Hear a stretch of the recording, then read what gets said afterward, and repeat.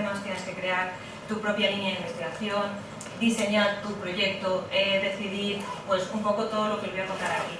Esto que os voy a contar un poco es cómo diseñar eso, pero también lo podéis aplicar a vuestro doctorado ahora mismo, porque lo que estáis haciendo vosotros es un proyecto de investigación.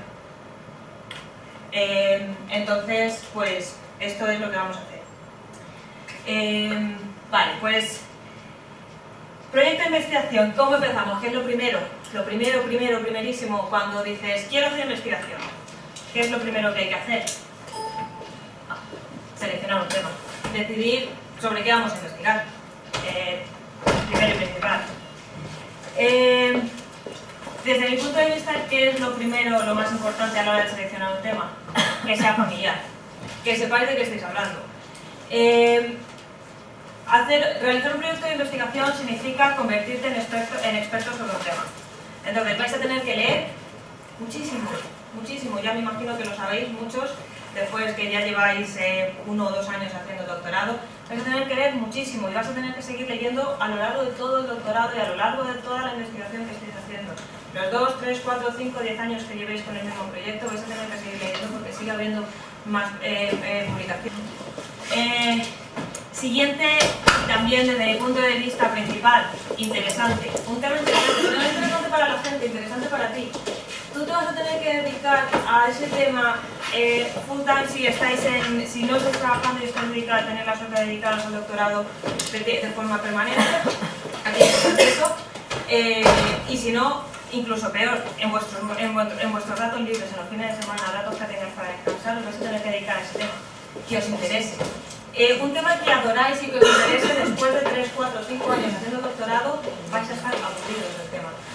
Yo terminé mi tesis, después de 4 años, allí las tesis son diferentes. Yo tuve la suerte de que era una tesis financiada y estaba a tiempo completo y me pagaban para hacerla, con lo cual me pude dedicar a tiempo completo y es una suerte increíble. Con lo cual, que lo conozcáis y que os resulte interesante de forma que tengáis más tiempo en aburriros del tema, porque si no, creedme que os vais a aburrir. Y por último, que sea realista. Seamos realistas con lo que queremos estudiar. Muchas veces está la idea romántica del voy a estudiar yo qué sé. Pero tiene que ser un proyecto realista, tiene que ser algo que podáis realizar, que vayáis a recoger una muestra que realmente podáis reclutar y que no tardéis 10 años en reclutarla. Que tengáis los medios para realizarlo. Si no tenéis medios para tomar presiones, no podéis recoger presiones, con lo cual no podéis estudiar el efecto de la plantilla en la presión, por ejemplo. Entonces, una vez que ya tenemos el tema, ¿cuál es el siguiente paso? Primero y principal, la revisión bibliográfica. Me imagino que todos estaréis familiarizados con el tema de la revisión bibliográfica, con PubMed. No sé si vosotros conocéis la Web of Science, que es parecida a PubMed, y todos los artículos que vais a tener que leer. Lo primero, antes de hacer una revisión bibliográfica y empezar a buscar a lo loco, entre comillas, yo siempre os recomendaría que os hagáis un listado de palabras clave. Las palabras clave para vuestro estudio. Y palabra clave para vuestro estudio no solamente una ni dos, van a ser 20. Porque la revisión bibliográfica vais a empezar a buscar, en mi caso, yo siempre pongo al pie diabético, que es lo que yo he hecho, y sé que soy un rollo, pero es lo que hay.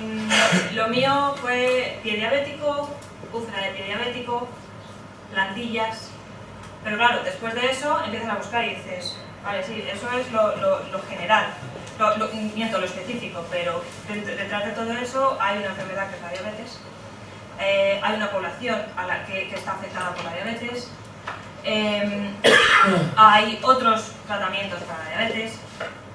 Entonces, lo primero y principal, usar palabras clave, empezar con unas cuantas e ir ampliando la búsqueda, apuntarlas, porque yo no sé cómo están ahora mismo las directrices de la tesis, pero por regla general cuando escribes la tesis y presentas el libro, tienes que entregar un listado de todas las palabras clave y para no hacer búsquedas de más o no repetir búsquedas que ya hayáis hecho.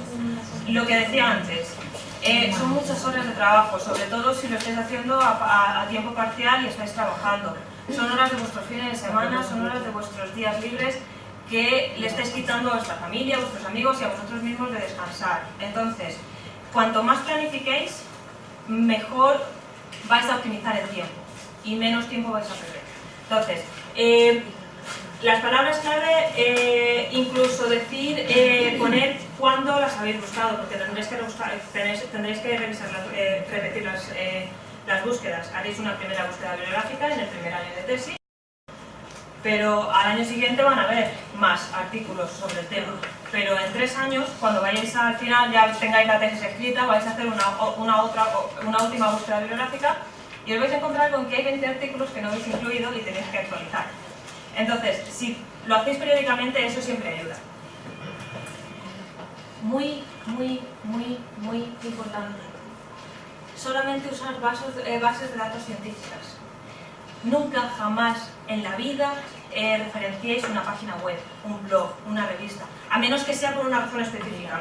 No buscamos en internet, no buscamos en Google, no se busca en Google, porque cualquier corrector, tanto de tesis como de artículo, como de cualquier cosa de proyecto de investigación que presentéis en una página web, os la van a tirar para atrás, ¿vale? Porque eso no está contrastado científicamente y tenéis que dar bases de todo lo que estáis publicando.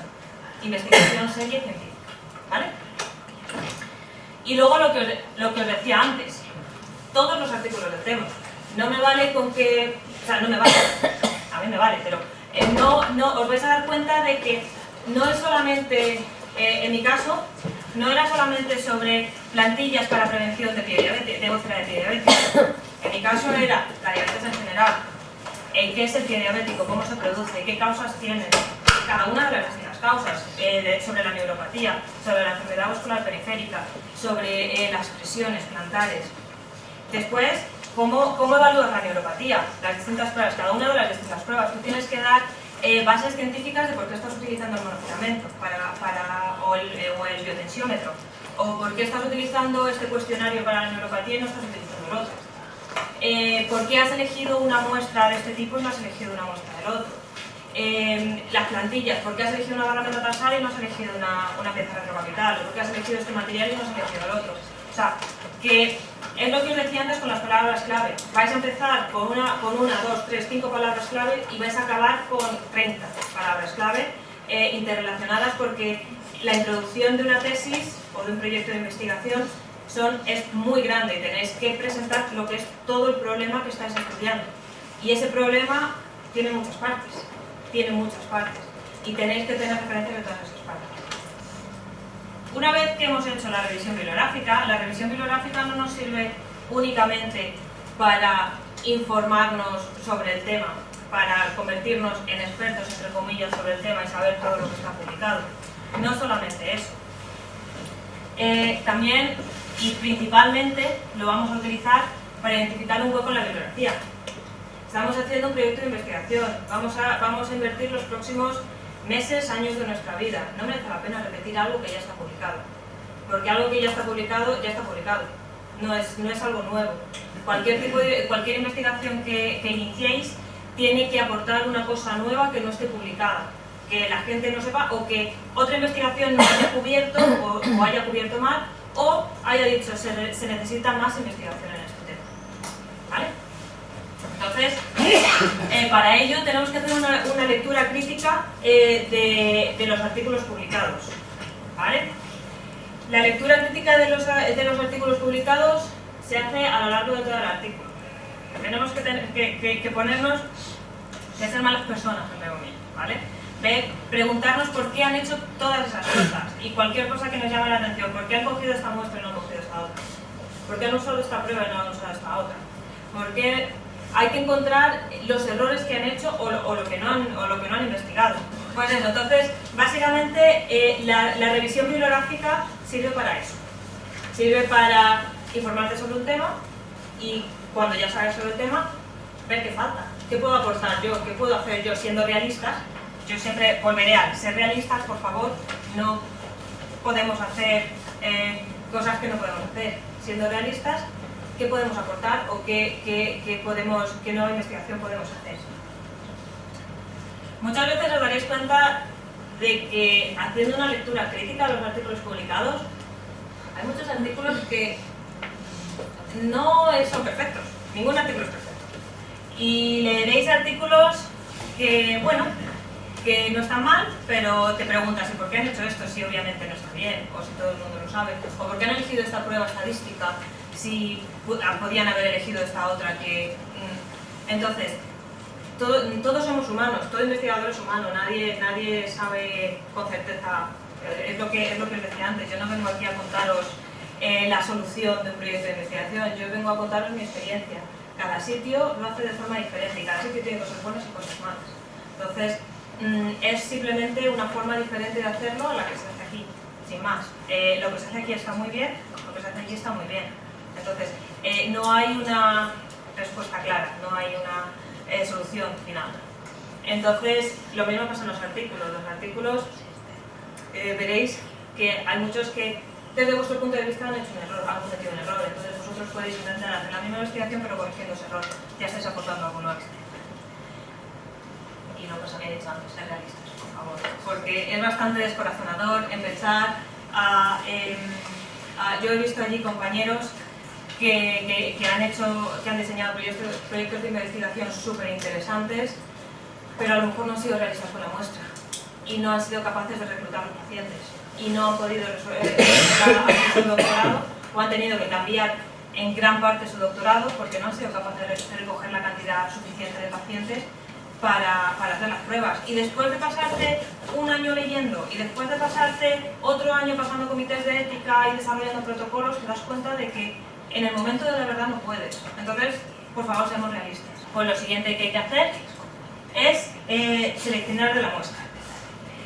¿Cómo seleccionamos la muestra? De todos los artículos que hemos visto. Hay que ver qué ha estudiado la gente, porque si han estudiado lo que han estudiado, tienen sus razones. Y no vamos a estudiar lo mismo, ¿vale? Entonces, primero tenemos que ver qué muestras están incluidas en los pacientes. ¿Qué muestras están incluidas en otros artículos? Y por regla general, durante la revisión bibliográfica vais a encontrar artículos que os vais a decidir hacer una investigación muy similar a algo que ya hay publicado. Vais a añadir cosas nuevas, pero es bueno tener un artículo o dos artículos de referencia en los que vais a hacer algo similar pero diferente. Entonces, yo recomiendo que la muestra, que os baséis en artículos de forma que tengáis una base científica, entre otras cosas, porque las investigaciones muy noveles, las investigaciones muy novedosas están muy bien, pero hay muchas veces que se tiran para atrás porque no hay suficiente base científica detrás. Entonces, lo que os decía antes, pasito a pasito. Hay que ir creando base científica porque en enfermería hay mucha más historia de investigación, hay mucha más base científica. En fisioterapia algo más, en podología hay poquita base científica y hay mucho que estudiar, podemos estudiar muchas cosas. Y hay que ir creando la evidencia científica poco a poco, ¿vale? Nosotros sabemos que una plantilla funciona, pero no hay evidencia científica de que funcione. Y si no hay evidencia científica de que funcione, tú puedes decir que sí, que funciona, pero te van a preguntar ¿y por qué? ¿Vale? Bueno, muestra, que yo me voy, si veis que me voy. Selección de la muestra, ¿vale? Una vez que hayáis seleccionado la muestra, hay programas que gratis en internet, que los podéis bajar, para calcular el tamaño muestral. Idealmente, lo ideal sería poder hacer un estudio en el que metáis a 15.000 personas. Entonces, la estadística sería irrefutable. O 200 personas. Pero siendo realistas, por regla general, a menos que trabajes en un hospital y tengas una cantidad de pacientes ingente y mucha gente para recoger los datos y mucho tiempo para recoger esos datos, los tamaños muestrales son pequeños.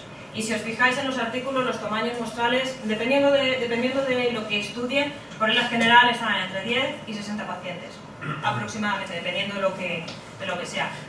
Lo que digo, si es un estudio que se ha realizado a lo largo de 10 años en un hospital, pues habrá 15.000 pacientes.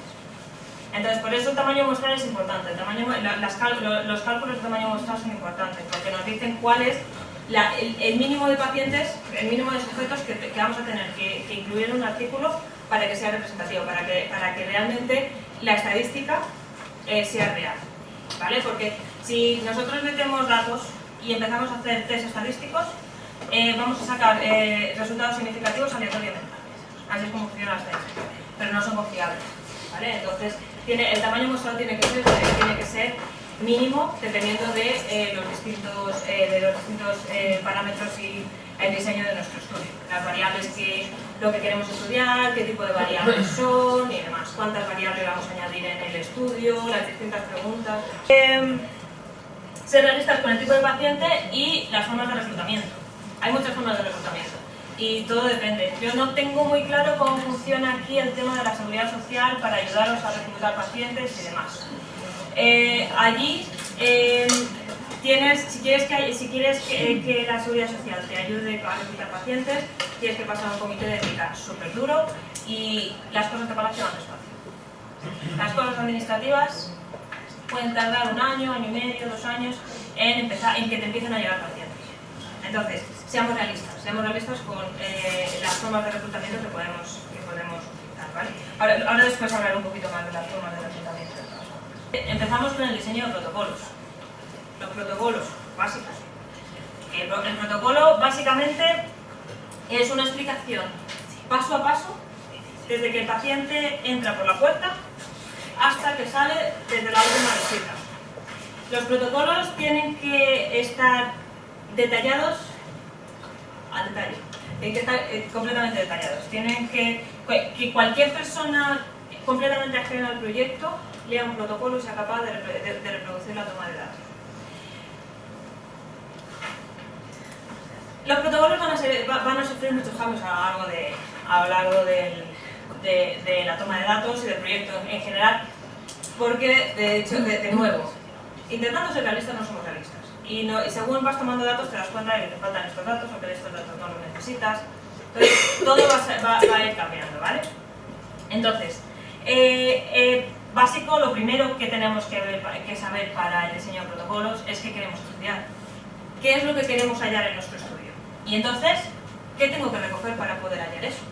¿Qué variables? ¿Qué necesito?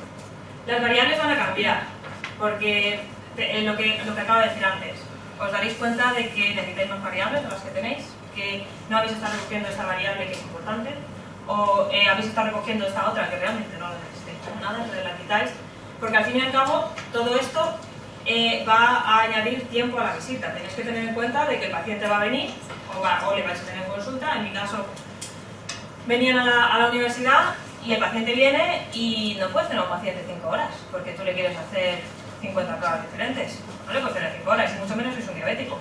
Se te cae al suelo. Y entonces los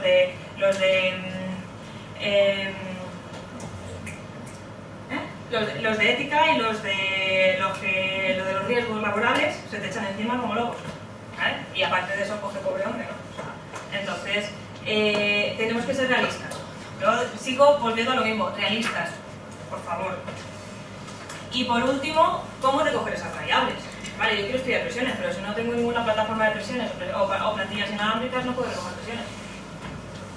Yo quiero recoger, yo qué sé, muestras de sangre, pero si yo no tengo formación de enfermería, yo no puedo recoger muestras de sangre, con lo cual voy a necesitar contratar a alguien que me recoja las muestras de sangre, voy a necesitar un laboratorio que me lo analice, voy a necesitar más cosas y todo eso hay que tener en cuenta a la hora de diseñar un protocolo, ¿vale? Tenemos que tener muy claro que lo que queremos estudiar podemos estudiarlo, ¿vale? Que no, seamos realistas.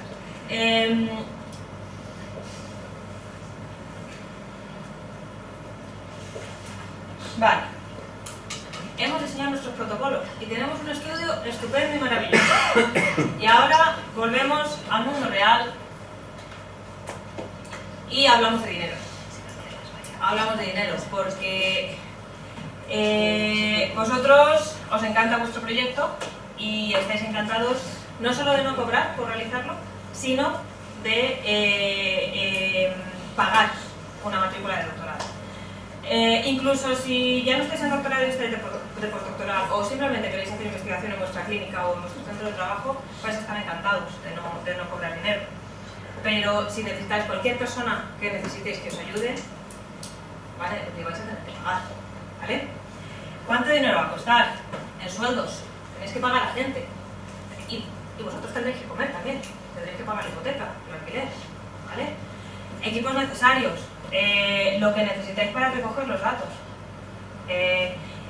Muchas veces necesitáis equipos nuevos, incluso en podología se usan mucho las plantillas inalámbricas para recoger presiones, ¿vale? Son unas plantillas que tú metes en el zapato, que van conectadas por un cable a un cinturón y le mandan los datos al ordenador de las presiones dentro del zapato, que son muy útiles porque son un poco en vida real, ¿vale?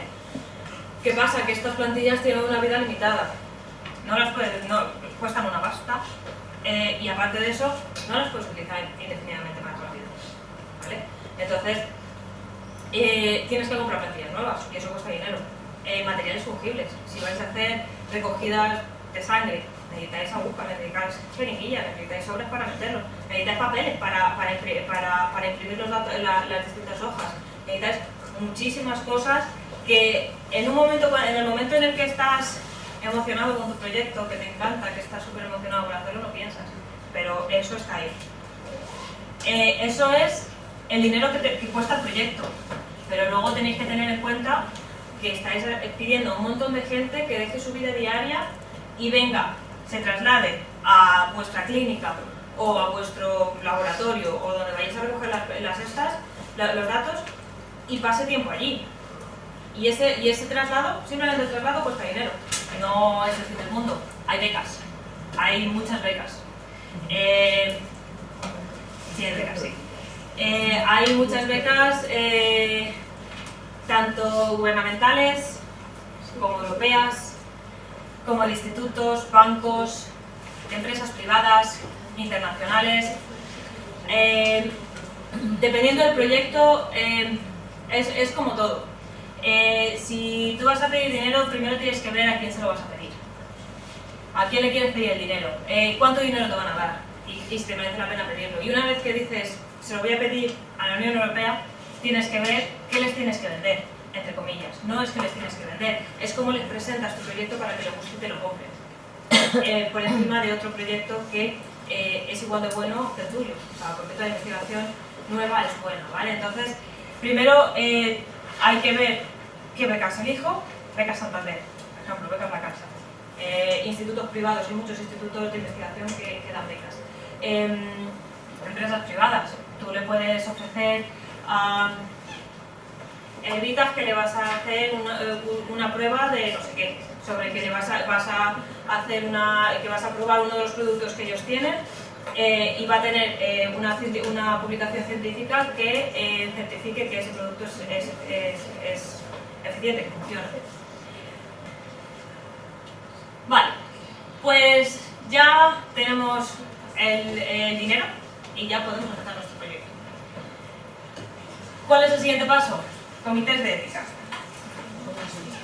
Los comités de ética, cualquier revista que tenga índice de impacto, cualquier revista con índice de impacto, para publicarte el artículo ese estudio tiene que haber pasado un comité de ética. Por regla general no lo piden como tal, pero no te lo piden directamente, simplemente asumen que ya has pasado un comité de ética. Si se enteran que tu estudio no ha pasado un comité de ética, te lo tiran para atrás y lo quitan de la revista, ¿vale? O sea, los comités de ética son importantes. Para pasar el comité de ética es lo que decía. Yo sé que en los hospitales hay comités de ética y hay formas de pasar un comité de ética, y en cuanto presentas una propuesta de proyecto dentro de un hospital, te hacen pasar un comité de ética. En la universidad no sé si están implantados todavía. Allí, si no tratas pacientes de la seguridad social, si no vas a reclutar pacientes de la seguridad social, simplemente con pasar el comité de ética de la universidad es suficiente. Si no tienes que pasar la ética de la seguridad social, que es una. Entonces, lo primero y principal, tienes que presentar la propuesta del proyecto. Esta propuesta tiene que incluir, es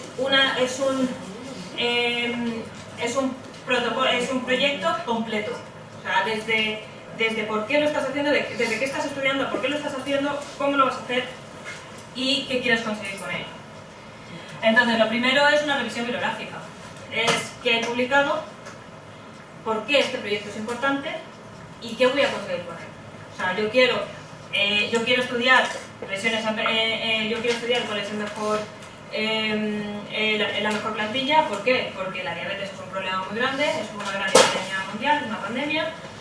Porque el pie diabético es una complicación muy frecuente que tiene unas implicaciones en la vida del paciente, en la calidad de la vida del paciente, fatales, que incluso pueden acabar en muerte en muchos casos.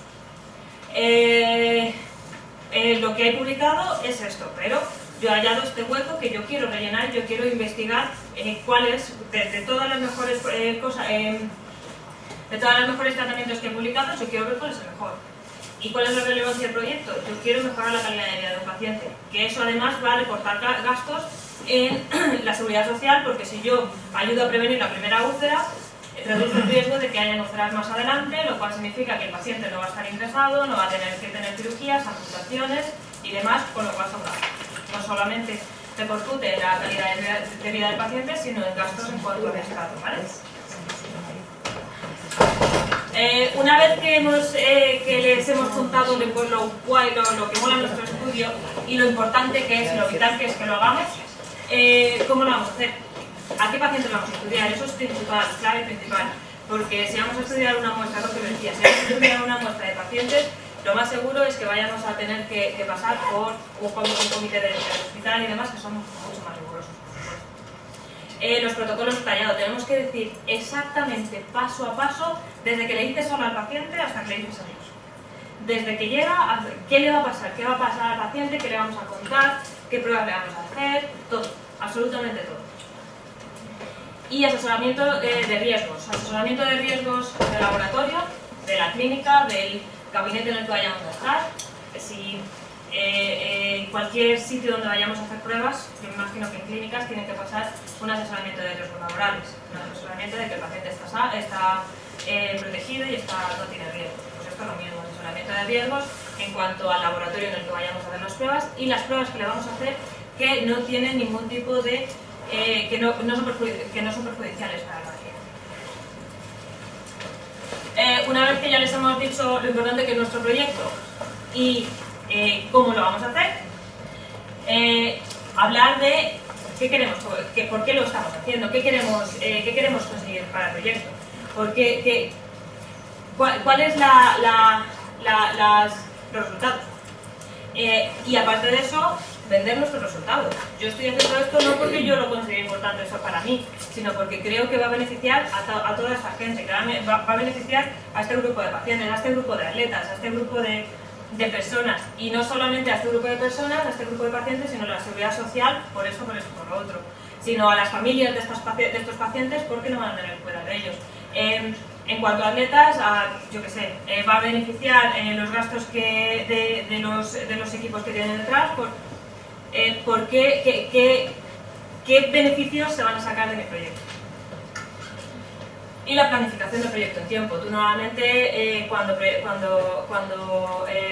diseñas un proyecto dices, pues voy a tardar 3 años. Y en estos 3 años, los primeros 4 meses voy a hacer una búsqueda bibliográfica y demás. Después voy a echar la ética. Después yo me imagino que la ética me vais a decir que sí porque mi estudio es súper seguro y me vais a decir que sí en 3 meses. Y después de eso voy a empezar el reclutamiento. Y espero, como el reclutamiento me va bien, después de empezar en el reclutamiento, voy a empezar a recoger datos al mes. Y después, en tantos meses, tenéis que contar un poco la planificación del proyecto en tiempo. Pues eso, y cuándo va a finalizar el proyecto. Una vez que tienes la propuesta de proyecto, ya les he explicado todas las razones por las que vas a realizar el proyecto, cómo lo vas a realizar, que es súper seguro, que los resultados que vas a obtener son muy importantes y demás. Falta todo lo demás, que normalmente son instancias online, y aparte de lo que es tu proyecto, te hacen 1000 preguntas. Aparte de lo que tú les cuentas de asesoramiento de riesgos y demás, te preguntan, sobre todo si es seguridad social, te preguntan lo mismo de 5 formas diferentes para ver si te pillan de alguna forma y para ver si contestas lo mismo en todas las veces, ¿vale? Tipo de proyecto, distintas intervenciones que se van a utilizar. si cada una de esas intervenciones que las vecinas, en mi caso, por ejemplo, casi me para, bueno, uno de los problemas que me pusieron con el proyecto es que nosotros utilizamos un escáner 3D para recogerla, para hacer el molde de pie. Y uno de los problemas que surgieron fue si ese escáner producía radiación, porque si es radiación es dañino para el paciente. Cualquier tipo, eso lo digo porque cualquier tipo de intervención, cualquier cosa que le vaya a pasar o que le vayas a hacer al paciente a lo largo de la recogida de datos es importante, ¿vale? Y lo van a tener muy en cuenta y te lo van a mirar con luz. Y por regla general, al menos allí en la seguridad social, te lo miran profesionales de la salud y te lo mira gente que no tiene ni idea. En mi comité de ética habían abogados y habían historiadores. Entonces, tenéis que ponerlo de forma concisa y específica, pero que lo pueda entender cualquier persona, ¿vale? Porque tenéis que tener en cuenta que por regla general los pacientes que vais a tener no van a saber del tema y tenéis que ser capaces de contarles lo que vais a estudiar y que lo entiendan. El currículum de todos los investigadores que vayan a tener parte en el proyecto, de todos, incluso si van a tener parte en un trozo muy pequeñito, tienen que evaluar que todos los investigadores que van a formar parte del proyecto tienen formación necesaria para formar parte del proyecto y un poco, digamos, que son confiables, que no estéis metiendo a gente, porque que los pacientes siempre van a estar con gente responsable y profesional. Las formas de reclutamiento. Es decir, yo siempre hablo de allí. Las formas de reclutamiento, tenéis que tener cuidado de muchas formas de reclutamiento. Podéis poner, me parece que lo tengo un poquito más adelante también, en la siguiente de hecho. Hay distintas formas de reclutamiento, pero tenéis que tener cuidado de cómo os acercáis al paciente.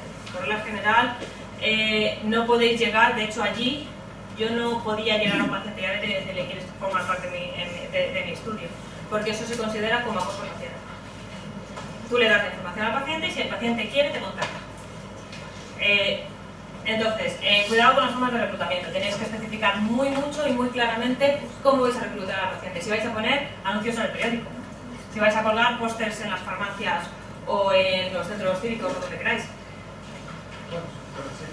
Si vais a poner anuncios en la radio, si tenéis una clínica y vais a intentar recoger pacientes de la clínica, si vais a recoger datos de de las clínicas Quirón. Toda la documentación, tenéis que aportar toda la documentación que se va a utilizar. Eso incluye hojas de información al paciente. Al paciente, cuando le reclutáis, lo ideal es darle una hoja de información al paciente en la que se detalla todo lo que vais a hacer. Un poco sobre el estudio, muy básico, muy general para que el paciente lo entienda, las distintas pruebas que se le van a hacer y todo lo que le va a pasar, el protocolo que hemos escrito antes, detallando todo lo que le vamos a hacer, pues todo lo que le va a pasar en el laboratorio, en la clínica, cuando venga, porque es da un poco de miedo cuando no sabes lo que te están haciendo, pues da un poco de cosas así, sobre todo si son personas mayores les da miedo. Entonces les tienes que explicar pues poco paso a paso lo que pueden esperar cuando lleguen. Pues eso, la hoja de información del paciente, consentimiento informado, básico y principal, no puedes tocar al paciente sin que haya firmado consentimiento informado, muy importante. Hojas de recogida de datos, hojas de recogida de datos porque vais a tener que recoger datos a mano, datos en el ordenador. Las hojas a mano las tenéis que guardar de 3 a 5 años, ¿vale? Y luego todo esto lo tendréis que poner como anexos, ¿vale? Toda la documentación, cualquier tipo de documentación que le vayáis a dar al paciente o cualquier tipo de hoja que vayáis a utilizar durante la recogida de datos durante el proyecto, hay que añadirlo. Y por supuesto cualquier tipo de intervención. Todo depende del estudio que vayáis a hacer. Si vais a hacer un estudio de una visita en la que recogéis todos los datos en la primera visita, pues todo lo que se va a hacer. Pero si le vais a dar a ese paciente una medicina, una plantilla, un corset, cualquier tipo de cosa que el paciente se tenga que llevar, utilizarlo en su casa y luego volver con ello, tiene que estar perfectamente detallado, ¿vale? Y el tiempo que el paciente tenga esa intervención en casa, hay que hacer un seguimiento. Que el paciente nunca tenga cualquier duda y no sepa qué hacer, o que el paciente nunca tenga una ampolla en el pie o una rozadura en el costado por el corsé y no sepa qué hacer o se mantenga con ello, ¿vale? Todo tipo de intervención hay que ponerlo. Vale, reclutamiento. Hay un montón de formas de reclutamiento, todas las que podéis imaginar, ¿vale? Las más comunes son pósters. Cuando no tenéis seguridad social detrás que os mande pacientes, pósters son muy fáciles. Hacéis un póster que esté guay, que sea llamativo, con 4 puntos claros y lo podéis colgar en principio en cualquier sitio que no sea sanitario, ¿vale? En el centro de salud obviamente no lo podéis colgar, pero podéis colgar con el consentimiento de tiendas, farmacias, cualquier universidades, cualquier cosa así, con vuestros datos para tal. Anuncios, tanto en periódicos como en radio. Estas dos formas de reclutamiento, el único problema que tienen es que vais a tener un aluvión de gente que os va a contactar y de los cuales 2/3 no van a cumplir los criterios de inclusión. Y luego, por supuesto, en vuestro caso, si tenéis clínica, trabajáis en una clínica, estáis en contactos con clínicas, si tenéis su permiso y demás, por supuesto. O sea, cualquier forma de recoger pacientes es buena, ¿vale? O si estáis en hospital, o si tenéis la suerte de tener un convenio con hospital, pues mucho mejor. En caso de hospital, por regla general, o al menos allí como funciona es, nosotros le damos los criterios de inclusión y exclusión al médico. El médico hace una búsqueda de pacientes en la base de datos que tienen de pacientes, sacan todos los que entran dentro de los criterios de inclusión y exclusión y les mandan cartas con una hoja de información. Y los pacientes que quieren colaborar contestan y te llaman. Y entonces ahí empieza el screening. Tenéis que hacer un screening para aseguraros de que entra dentro de los criterios de inclusión y exclusión y tenéis vuestros pacientes. Así es como normalmente funciona a través a menos que vosotros podáis tener acceso a esa base de datos en la cual vosotros podéis hacer la búsqueda de forma que por la general siempre es un poco más concisa y más mejor. Y lo dicho, siempre mandar cartas y que sea el paciente el que os conteste, idealmente. Muy importante, jamás poner en compromiso ni forzar a un paciente a que venga, jamás, nunca, es completamente antiético. Y si alguien se entera, vais a tener muchos problemas, el proyecto está terminado y vais a tener muchos problemas para que os acepten más proyectos, ¿vale? Tener mucho cuidado con los pacientes en los proyectos, ¿vale? Nunca, intentar no hacer nada antiético, ¿vale? Pero en serio, cuidado, muchas veces con toda tu buena intención te acercas a un paciente para ofrecerle algo y sobre todo si es una persona mayor se siente un poco la obligación, ¿vale? Entonces, tener cuidado con esas cosas.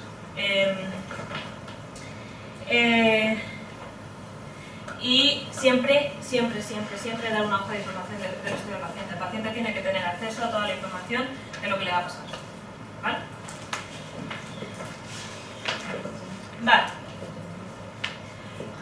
Ya tenemos nuestros pacientes y empezamos la recogida de datos, ¿vale?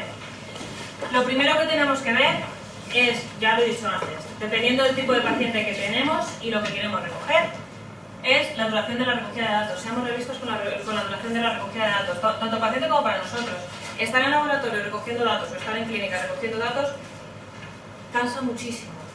Entonces, parece una tontería, pero sales, si te pasas un día entero recogiendo datos, sales y, bueno, vosotros lo sabéis porque muchos sabéis que vaya a recoger datos. Entonces, ser realistas en cuanto a lo que podéis hacer, ¿vale? Y a lo que el paciente también va a estar dispuesto a hacer. Porque si tú le dices a un paciente que tiene que venirse aquí a estar 5 horas, te va a decir que no. Bueno, pues yo diría que no. A menos que me des 40 euros, un vale de 40 euros de Amazon, no voy. ¿Vale? Y sobre todo, si son pacientes, tener muy en cuenta la patología del paciente. Un diabético no puede estar sin comer más de un par de horas, por lo general. ¿Vale? Siempre es bueno tener cosas, yo que sé, café soluble o algo así para darle al paciente, unas galletas. Bueno, algo así de forma agua, por supuesto. siempre para poder darle al paciente y pues eso, sobre todo si están andando, si están haciendo algo físico, es bueno siempre ofrecerles algo de beber o de comer. Y sobre todo eso, si tienen una patología de base. Muy importante la codificación de los pacientes. Muy importante, ley de protección de datos, muy importante, ¿vale? Que ahora incluso los pacientes te lo preguntan, quién va a tener acceso a esos datos. Y es como, señora, son datos de presión, la gente no se va a enterar de lo que es, a nadie le interesan los datos de presión de sus pies. La gente, pero para la gente es importante, ¿vale? En ningún sitio, solamente en una hoja podéis tener la codificación, la correlación del nombre con la codificación del paciente, ¿vale? Esa hoja no puede tener más datos que el nombre del paciente, ¿vale? Tenéis que tener una hoja con los datos del paciente, una hoja con el nombre, la dirección, si tenéis acceso a la dirección, datos de contacto. Y si lo tenéis en un archivo de ordenador, ese ordenador, el archivo ese tiene que tener una contraseña, dentro de un ordenador que tenga contraseña, que esté guardado en un sitio que esté cerrado, que esté... esto parece... lo tenéis que tener casi en el Banco de España, ¿vale? Tened mucho cuidado con eso y tened mucho cuidado con eso, que es ley de protección de datos. Entonces, mucho cuidado con la codificación de pacientes y el almacenamiento de datos, ¿vale? Ley de protección de datos. Si trabajáis en clínica, sabéis muy bien lo que es la ley de protección de datos y el cuidado que tienes que tener con cualquier dato del paciente, con cualquier prueba que se le hace al paciente, cualquier tratamiento, cualquier cosa. Hay que tener mucho cuidado con eso, ¿vale? Y la duración para la recogida de datos, los aparatos y el laboratorio necesitados para la recogida de datos. Esto es un poco volver a ser realistas y asegurarnos de que tenemos todo lo que necesitamos para recoger, porque necesitamos un sitio para recoger los datos. Si necesitas que el paciente ande, necesitas un pasillo o una habitación grande para que el paciente ande. Si necesitas recoger sangre, necesitas una silla o una camilla para que el paciente se tumbe. Necesitas a alguien que sepa recoger que sepa sacar sangre. Necesitas jeringuilla, necesitas tubos, necesitas un frigorífico para poner necesitas una empresa que te lleve todo lo que tú necesitas para la recogida de datos, tener acceso y tenerlo cuando el paciente viene, ¿vale? O sea, hay veces que si usas laboratorios, a mí me pasó alguna vez que todos los estudiantes allí usan los mismos laboratorios, y hay veces que los laboratorios, por un error en calendario, tienen dos recogidas de datos en el mismo día. Uno de los dos tiene que quitarse porque no se puede utilizar, ¿vale? Entonces, tener claro que puedes utilizar todas las cosas que necesitas para recoger los datos y que están disponibles el día que vas a recoger los datos, ¿vale? Vale. Llega el día que el paciente viene.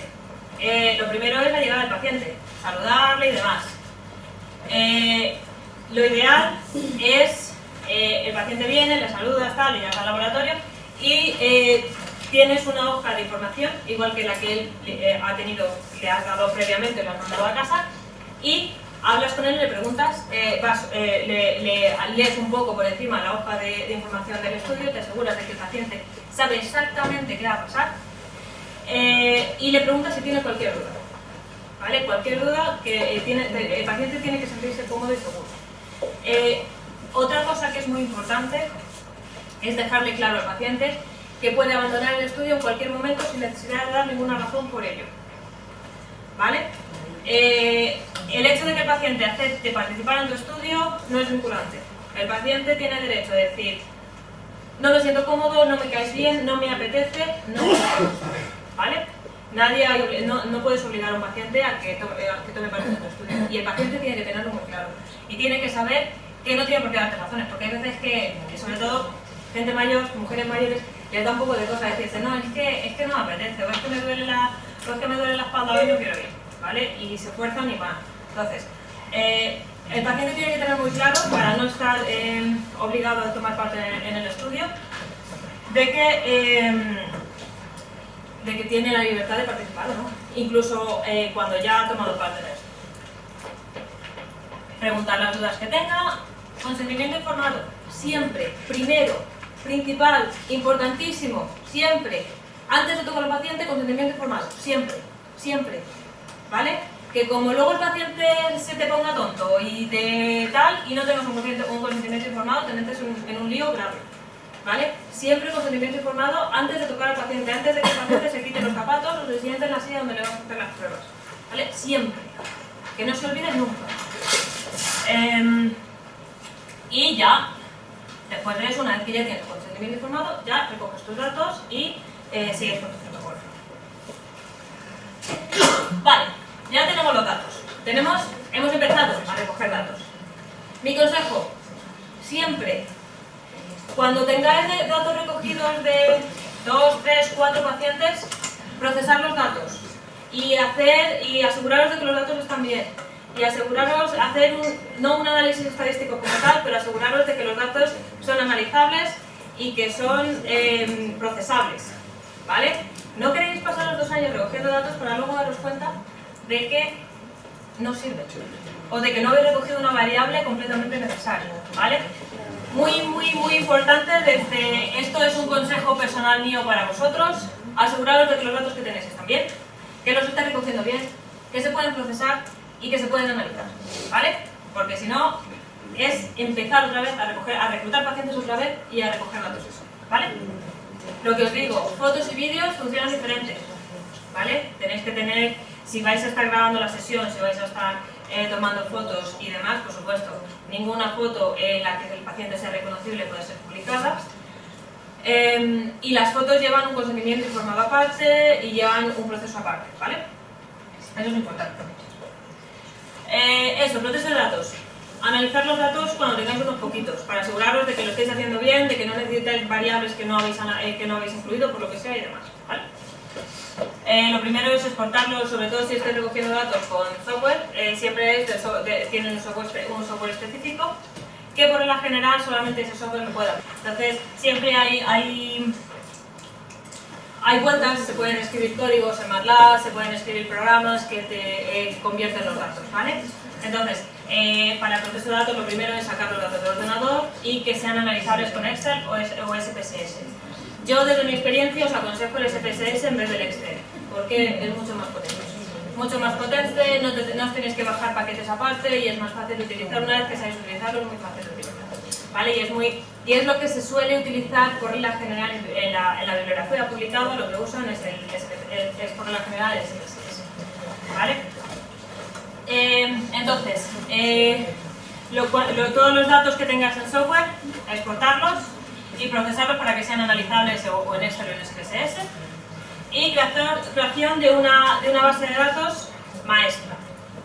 ¿A qué me refiero con eso? Vais a tener datos en la hoja de recogida de datos, ¿vale? Vais a tener datos, la edad del paciente, el peso, la altura, el sexo, el tamaño del pie, yo qué sé, todo eso va a estar en una hoja de recogida de datos. Y luego vais a tener los datos en software. Todo eso tiene que estar unido en una única base de datos maestra. Mi recomendación es que guardéis una copia de esa primera base de datos antes de tocarla y que la dejéis ahí parada. Y luego, cuando empecéis, porque dependiendo de los distintos estudios que vayáis a hacer dentro de vuestra tesis, las distintas pruebas que vayáis a analizar, por regla general no merece la pena tener una base de datos grande, sino recortar esa misma base de datos y tener solamente las variables que vayáis a analizar, simplemente por comodidad.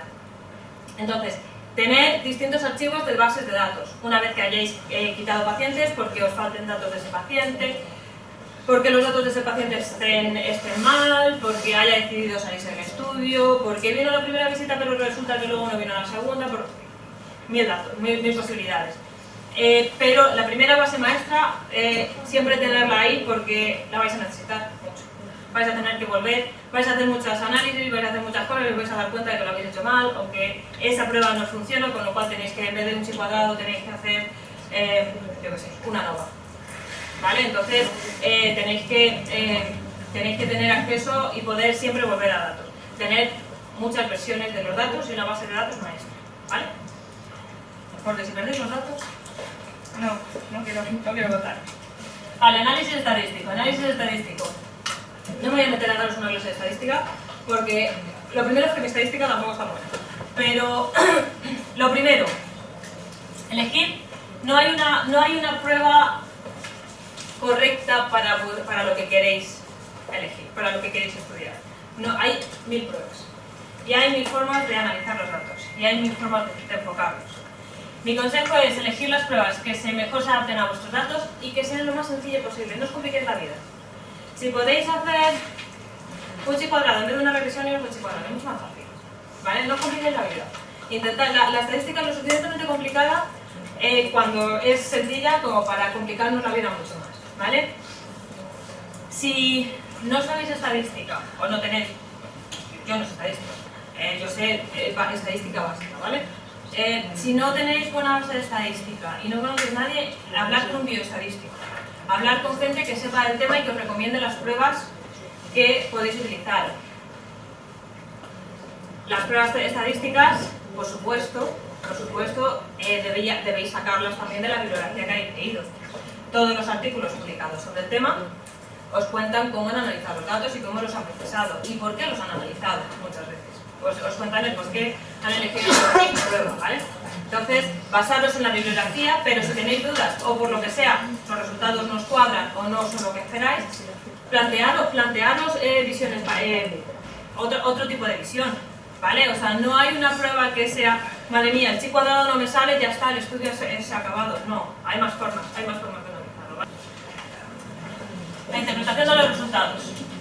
¿Por qué las pruebas estadísticas sencillas? Porque tenemos que entender los resultados para poder explicarlos, ¿vale? Nosotros hemos recogido unos datos, los hemos analizado y hemos sacado unos resultados y se los tenemos que explicar al mundo o a nuestros pacientes. Tenemos que entender los datos, ¿vale? Tenemos que entenderlos lo suficiente como para poder estudiarlos, ¿vale? Porque cualquier proyecto de investigación, cualquier investigación tiene que ser para poder aplicarse al mundo real. No merece la pena hacer una investigación que no se va a utilizar, que la gente no va a leer. Lo importante es que mejorar un poco la atención al paciente o la calidad de vida de la gente, ¿vale? Muy importante. Todo resultado es bueno. Aunque sea negativo, es un resultado y es bueno, ¿vale? Es muy desmoralizante conseguir resultados negativos, pero si algo no funciona, tenemos que saber que no funciona. Yo para mi tesis me pasé 2 años recogiendo datos y me pasé un año entero intentando, queríamos ver si podíamos predecir cómo las prisiones iban a cambiar con distintas plantillas, que hayamos publicado, basándonos en las variables demográficas y en los test que habíamos recogido de neuropatía, movilidad y demás. Queríamos ver si lo podíamos y no podemos. Y me pasé un año buscando pruebas estadísticas para ver si podíamos buscarlo de alguna forma y tal. Y es súper desmoralizante tener que presentar resultados negativos en tu tesis. Es súper desmoralizante. Pero es un resultado, sabemos que no se puede hacer así, sabemos que la presión... Claro, sabemos que la presión es mucho más complicado que la movilidad articular, la neuropatía y que hay muchas más variables que influyen en ella, ¿vale? Todo resultado es un resultado. A todos nos gusta publicar resultados súper positivos y súper significativos. Pero si es negativo, es negativo. Y hay cosas que no funcionan y demostrar que esa cosa no funciona es importante, ¿vale? Por favor, no os desmoralicéis porque un resultado no sea tan bueno como esperamos, ¿vale? Todo resultado siempre es bueno, válido y publicable. O sea, porque también, si nosotros de hecho vamos a publicar un artículo, lo estamos escribiendo diciendo eso. Que hay que hacer una red neuronal, que una regresión logística no es suficiente, que hay que hacer una red neuronal y hay que hacer modelos informáticos y hay que ir mucho más allá, ¿vale? Simplemente significa eso, que lo que hemos hecho no es suficiente, que hay que hacer más investigación, ¿vale?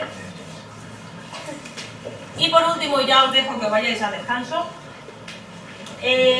la redacción del informe. Ya tenemos todos los datos, tenemos los resultados, tenemos todo.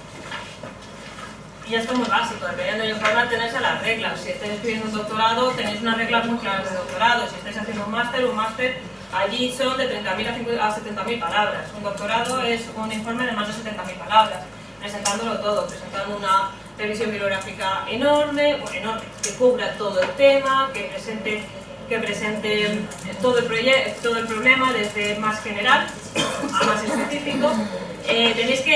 Tenéis que contar una historia, tenéis que contar la historia de vuestra investigación, ¿vale? Tenéis que contar desde el principio, desde por qué habéis hecho esta investigación, a cómo la habéis hecho, lo que habéis encontrado y cómo eso se aplica al mundo real, ¿vale? Es muy importante ser claro, concreto y directo. no nos enrollemos. Ningún examinador se quiere leer un informe de 70.000 palabras y con 50.000 palabras son suficientes, ¿vale? O nadie se quiere leer un texto así de grande si con esto es suficiente, no nos enrollemos, ¿vale? Y hay que ser transparente. En investigación siempre hay que ser transparente. No mentir, decir lo que hemos hecho paso a paso, no hay nada que ocultar. Si los resultados son malos, son malos. Si los resultados buenos son buenos, son buenos. Hay que decir claramente, porque nos pillan. Porque la gente que sabe de investigación lee tu informe y si mientes te pillan, ¿vale? Entonces quedas mucho peor. Y si has hecho tu investigación de una forma buena y está bien hecha, no tenéis nada que esconder, ¿vale? O sea, ni esconder limitaciones, ni intentar mejorar los resultados que ya tenéis. Exponer paso a paso todo lo que se ha hecho, sobre todo en una tesis. La metodología y los resultados de una tesis tienen que estar explicados de forma que cualquiera que lea la tesis sea capaz de replicar el estudio paso a paso y obtener los mismos resultados, ¿vale? Entonces, eso, ser claro, concreto, directo, transparente. Y esto es todo lo que tengo que contaros sobre el diseño de un proyecto. Son los distintos pasos que nosotros hacemos a la hora de diseñar un proyecto de investigación.